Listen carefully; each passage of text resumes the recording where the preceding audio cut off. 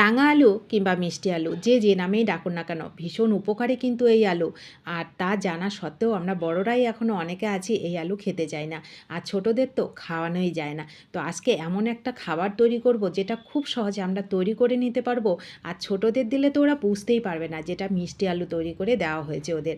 আর বড়রাও কিন্তু আমরা অনেক মজা করে খাবো, যেটা আমরা সকাল বিকালে নাস্তা হিসাবেও কিন্তু খুব চটজলদি বানিয়ে নিতে পারবো।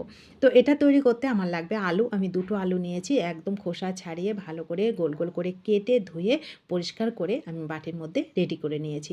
খুব চটজলদি খাবারটা তৈরি হয় আর দারুণ কিন্তু মুখরোচক। তো আলুগুলো নেওয়া হয়ে গেলে এর মধ্যে কালারের জন্য একটু হলুদ, লবণ আর ঝালের জন্য এখানে আমি গোলমরিচের গুঁড়ো ব্যবহার করব।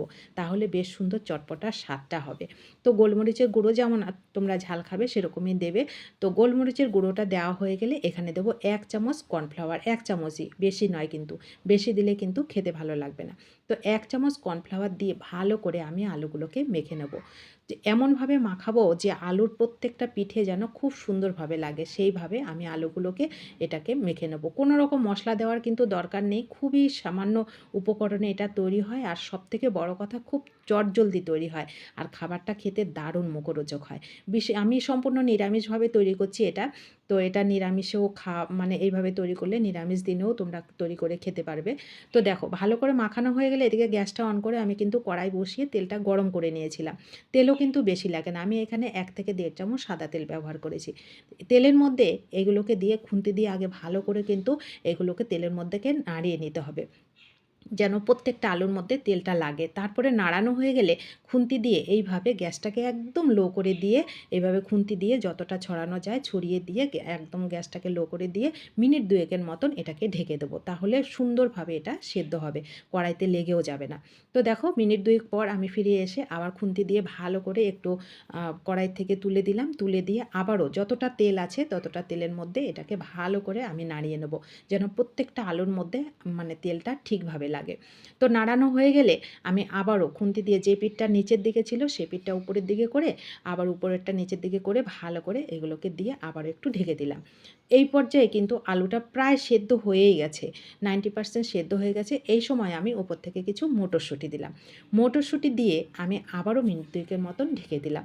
ঢেকে দিয়ে তারপরে মিনিট 2 পর ঢাকাটাকে তুলে খুন্তি দিয়ে আবারও ভালো করে মটরশুঁটি আলুগুলোকে ভালো করে নাড়িয়ে দেবো। এই সময় কিন্তু আলুগুলো একদম সেদ্ধ হয়ে গেছে আর মটরশুঁটিগুলোকে নিচে করে দিলাম, আবারও একটু ঢেকে দিলাম। তাহলে মটরশুঁটিটাও খুব সুন্দর সেদ্ধ হয়ে যাবে আর আলুটা তো সেদ্ধ হয়ে গেছে। এই যে একটু কর্নফ্লাওয়ার দিলাম, কর্নফ্লাওয়ার দেওয়ার জন্য আলুগুলো যেমন খেতে ভালো লাগবে, খুব সুন্দর একটা ক্রিস্পি ভাব হবে, আবার তেলও কিন্তু বেশি লাগে না এই কর্নফ্লাওয়ারটা দেওয়ার জন্য। তারপরে যখন হয়ে যাবে নামানোর আগে একটু চাট মশলার গুঁড়ো আর একটু ধনেপাতা দিয়ে ভালো করে নেড়ে চেড়ে এটাকে নামিয়ে নেব। যেমন চটপটা একটা স্বাদ হবে, এতটাই মুখরোচক হবে, তোমরা না খেলে তোমরা বুঝতে পারবে না এই খাবারটা কতটাই মুখরোচক হয়। খুব চটজলদি দারুণ একটা কিন্তু হেলদি খাবার, বাচ্চাদের জন্য তো খুবই উপযুক্ত খাবার। আমরা বড়রাও কিন্তু খুব চটজলদি সকাল বিকালে নাস্তাতে তৈরি করে খেতে পারি। আর এই মিষ্টি আলু খেলে কিন্তু পেটও ভরে, আবার মনও ভরবে কিন্তু তোমাদের।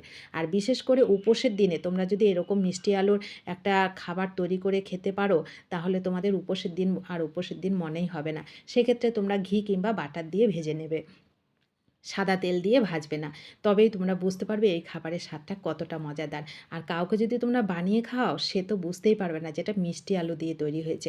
এতটাই বেশ একটু মিষ্টি মিষ্টি ঝাল ঝাল স্বাদে খাবারটা কিন্তু দারুণ মুখরোচক হয়। তো কেমন লাগলো তোমাদের কাছে রেসিপিটা অবশ্যই কমেন্ট করে জানিও। ভালো লাগলে এখনও যদি তোমরা মিষ্টি আলু খেতে পছন্দ না করো, তারা একবার এইভাবে মিষ্টি আলু খেয়ে দেখবে, আশা করি তোমাদেরও ভীষণ ভালো লাগবে।